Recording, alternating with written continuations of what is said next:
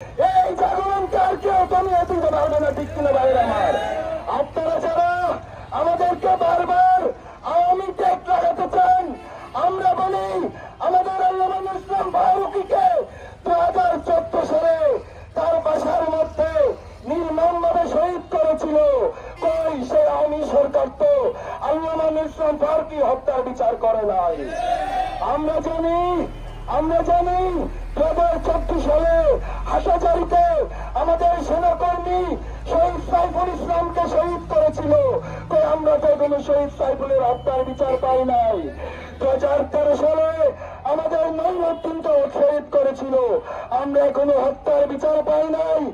আপনারা জানেন 18 ইলেকশনে এই মালিয়ারার মধ্যে আমাদের সেনাকর্মী শহীদ আবু সাদেককে নির্মমভাবে শহীদ করেছিল, সেই হত্যাকাণ্ডের বিচার আমরা কোনো পাই নাই।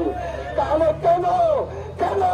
কেন আপনারা আমাদেরকে সুন্নিদেরকে বারবার আওয়ামী টেক লাগিয়ে আমাদেরকে বাংলার রাষ্ট্র থেকে ধরে রাখতে চান? সেই হবে না।